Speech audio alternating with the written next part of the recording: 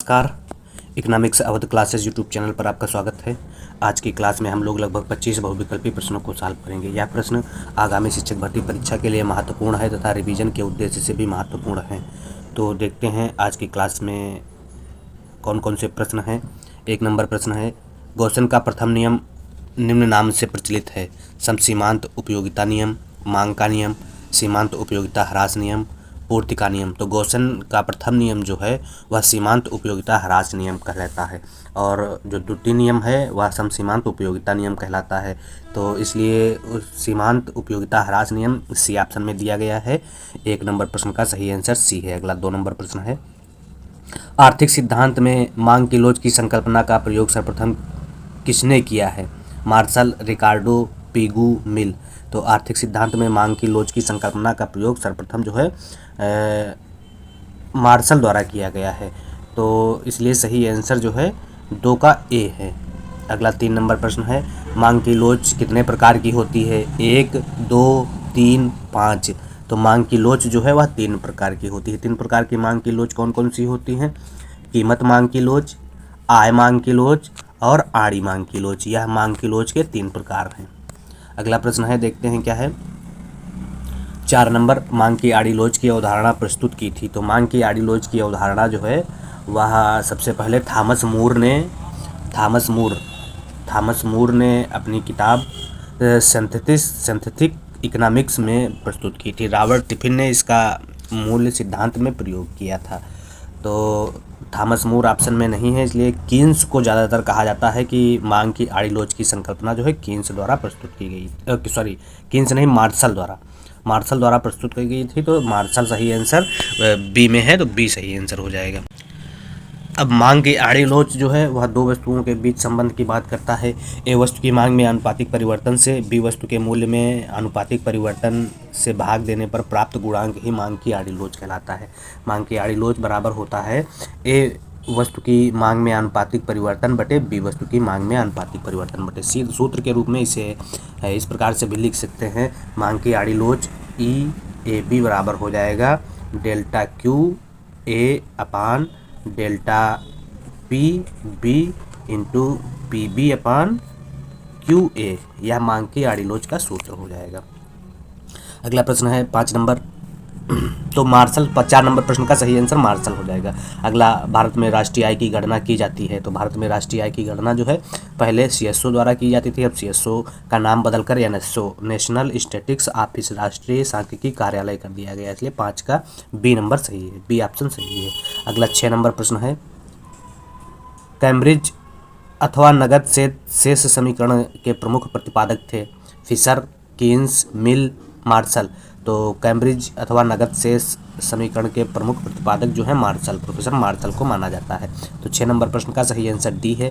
अगला 7 नंबर प्रश्न क्या कह रहा है, निम्नलिखित में से कौन सुमेलित नहीं है? Keynes, general theory of employment, interest and money, Milton Friedman, स्थायी आय परिकल्पना, पेरेटो लाभ का सिद्धांत, Hicks a theory of trade cycle. तो पेरेटो लाभ का सिद्धांत नहीं देते हैं, तो इसलिए सी आंसर सही है। गलत इसमें पूछा गया है, सुमेलित नहीं है, तो सी आंसर सुमेलित नहीं, इसलिए सी सही है।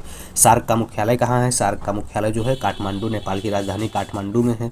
सार्क की स्थापना 1985 में हुई थी। अगला प्रश्न है, व्यापार संतुलन वस्तुओं के बराबर होता है। तो व्यापार संतुलन निर्यात माइनस आयात के बराबर होता है, सी आंसर सही है 9 नंबर प्रश्न का। अगला 10 नंबर प्रश्न है, एक देश का व्यापार शेष निम्न में से किसके आयात और निर्यात मूल्यों पर आधारित है? केवल अदृश्य, ए था बी दोनों, और ना तो ए ना तो बी। तो एक देश का व्यापार शेष जो होता है वह केवल दृश्य वस्तुओं पर आधारित होता है। व्यापार शेष, अगर भुगतान शेष की बात की जाती तो वह दृश्य एवं अदृश्य दोनों वस्तुओं पर आधारित होता। तो इसलिए 10 नंबर प्रश्न का सही आंसर ए है। अगला 11 नंबर प्रश्न है, प्रबल प्रयास सिद्धांत के प्रतिपादक हैं। तो प्रबल प्रयास सिद्धांत का प्रतिपादन जो है प्रोफेसर रोडान द्वारा किया गया था। 11 नंबर प्रश्न का सही आंसर सी है। अगला 12 नंबर प्रश्न है, सामाजिक द्वैत सिद्धांत प्रस्तुत किया। तो सामाजिक द्वैत सिद्धांत प्रोफेसर जे एच बोके द्वारा दिया गया था, जे एच बोके, टी आंसर सही है 12 नंबर में। अगला 13 नंबर प्रश्न है, खुले बाजार की क्रियाएं निम्नलिखित में से किस नीति का अंश है? आय नीति का, साख नीति का, श्रम नीति का, राजकोषीय नीति का। तो खुले बाजार की क्रियाएं राजकोषीय नीति का यंत्र मानी जाती हैं। राजकोषीय नीति का प्रयोग जो है राजकोषीय नीति का नहीं, खुले बाजार की क्रियाएं जो है वह साख नीति का यंत्र मानी जाती है। साख नीति बी में दिया गया है, बी सही है 13 नंबर प्रश्न का आंसर। अगला 14 नंबर प्रश्न क्या है? 14 नंबर प्रश्न में है मौद्रिक गहनता का तात्पर्य है। तो मौद्रिक गहनता होता है M3 अपान GDP गुणे 100, यह मौद्रिक गहनता होता है। अगर मौद्रीकरण की बात की जाए तो M1 अपान GDP गुणे 100 हो जाएगा। तो मौद्रिक गहनता जो है बी ऑप्शन में दिया गया है, बी सही है 14 नंबर प्रश्न का आंसर। अगला 15 नंबर प्रश्न है केंद्रीय सरकार के लिए भारतीय रिजर्व बैंक की निवल साख में वृद्धि दर्शाता है। तो निवल साख में वृद्धि क्या दर्शाता है? केंद्रीय RBI से जब पैसा लिया जाएगा तो मौद्रिक घाटा कहलाएगा। मौद्रिक घाटा डी ऑप्शन में दिया गया है, डी सही है 15 नंबर प्रश्न का आंसर। अगला 16 नंबर प्रश्न है प्रभावी राजस्व घाटा की धारणा को प्रारंभ किया था। किस वर्ष में प्रभावी राजस्व घाटा प्रारंभ किया गया था? तो प्रभावी राजस्व घाटा 2011-12 के बजट में प्रारंभ किया गया था, प्रणब मुखर्जी द्वारा प्रारंभ किया गया था। तो 16 नंबर प्रश्न का सही आंसर ए है। अगला 17 नंबर प्रश्न है राज्य सरकार के लिए आय का प्रमुख स्रोत है। तो राज्य सरकार के लिए आय का जो प्रमुख स्रोत है बिक्री कर है, राजस्व कर है, आयकर है, कोई नहीं है। तो बिक्री कर राज्य सरकार की आय का प्रमुख स्रोत है। 17 नंबर प्रश्न का सही आंसर ए है। अगला 18 नंबर प्रश्न क्या कह रहा है? व्यापार चक्र नवप्रवर्तन सिद्धांत प्रस्तुत किया। व्यापार चक्र का नवप्रवर्तन सिद्धांत हिक्स ने प्रस्तुत किया था, हैट्रे ने प्रस्तुत किया, सुम्पीटर ने, कीन्स ने। तो व्यापार चक्र का नवप्रवर्तन सिद्धांत जो है वह प्रोफेसर सुम्पीटर द्वारा दिया गया था। व्यापार चक्र का नवप्रवर्तन सिद्धांत सुम्पीटर ने दिया था। अगला है एलएम वक्र का ढाल कैसा होता है? तो एलएम वक्र का ढाल जो है वह धनात्मक होता है। धनात्मक किस ऑप्शन में दिया गया है? बी में दिया गया है। और अगर आईएस वक्र का ढाल पूछा जाता है तो आईएस वक्र का ढाल ऋणात्मक होता है। आईएस एलएम वक्र जो है ब्याज निर्धारण का आधुनिक सिद्धांत कहलाता है, जिसका प्रतिपादन प्रोफेसर हिक्स एवं हैंसन द्वारा किया गया था। अगला प्रश्न देखते हैं क्या है। 20 नंबर प्रश्न होगा। 20 नंबर प्रश्न में क्या है? निम्न चित्र प्रदर्शित करता है। यह चित्र क्या बता रहा है?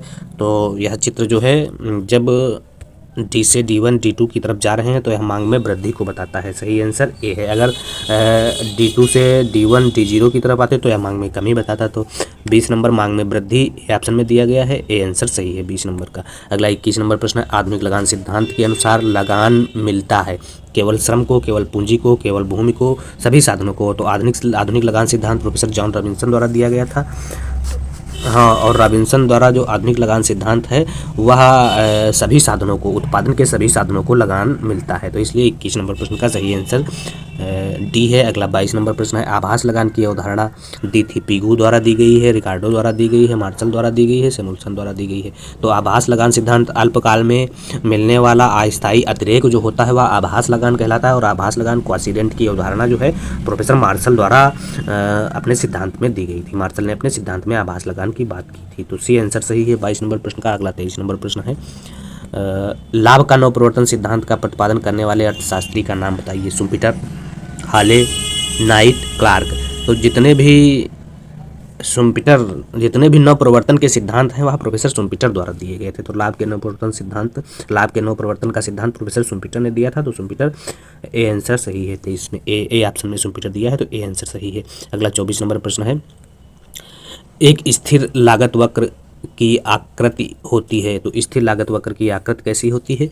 स्थिर लागत वक्र की आकृति कैसी होती है? स्थिर लागत वक्र की आकृति औसत स्थिर लागत वक्र की आकृति औसत स्थिर लागत वक्र की जो आकृति होगी वह आयताकार अतिपरवलय होगी जिसकी लोच इकाई के बराबर होगी। तो इसलिए सही आंसर जो हो जाएगा 24 नंबर प्रश्न का बी सही आंसर हो जाएगा। अगला 25 नंबर प्रश्न है उत्पादन फलन का उदाहरण है।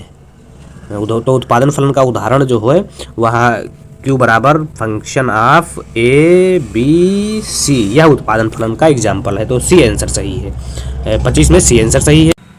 तो उत्पादन क्या होता है? उत्पादन जो होता है विभिन्न साधनों को आपस में संयोजित करने के उपरांत जो प्रतिफल प्राप्त होता है उसे उत्पादन कहते हैं।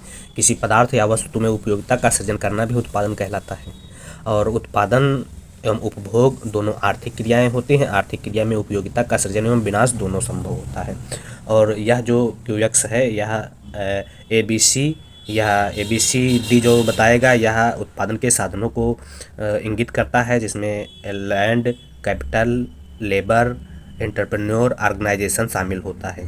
तो इस प्रकार से कहा जा सकता है कि उत्पादन फलन जो होता है, क्यू जो होता है यह आश्रित चर होता है, उत्पादन की मात्रा या निर्गत को दिखाता है, और इधर जो फंक्शन में दिया गया होता है यह स्वतंत्र चर होता है, यह उत्पादन के निर्धारक तत्वों को बताता है। इसलिए कहा जाता है उत्पादन की मात्रा एवं उत्पादन के निर्धारकों के मध्य जो होता है तकनीकी संबंध व्यक्त करने वाले फलन को उत्पादन फलन कहा जाता है। या कह सकते हैं आगत एवं निर्गत के मध्य तकनीकी संबंध व्यक्त करने वाले फलन को उत्पादन फलन कहा जाता है। अब उत्पादन फलन दो प्रकार का होता है। मांग के अनुसार पूर्ति की मांग के अनुसार वस्तु की पूर्ति को समायोजित करने वाले समय को काल कहा जाता है, और काल के आधार पर जो है उत्पादन को दो वर्गों में बांटा जाता है। एक तो अल्पकालीन उत्पादन फलन होता है और दूसरा दीर्घकालीन उत्पादन फलन होता है। अल्पकालीन उत्पादन फलन में उत्पादन के कुछ साधन स्थिर रहते हैं तथा कुछ साधन परिवर्तनशील रहते हैं, इसलिए इसे परिवर्तनशील उत्पादन फलन कहा जाता है। और दीर्घकालीन पैमाने के प्रतिफल में सभी साधन परिवर्तनशील होते हैं, इसलिए पैमाने का प्रतिफल कहा जाता है। तो यह उत्पादन के संबंध में कुछ महत्वपूर्ण जानकारी थी। अगला प्रश्न है परिवर्तनशील अनुपात का नियम संबंधित है अल्पकाल से अति दीर्घकाल से, दीर्घकाल से अति अल्पकाल से। तो परिवर्तनशील अनुपातों का नियम जो है वह अल्पकाल से संबंधित हो। तो 26 नंबर प्रश्न का सही आंसर ये है।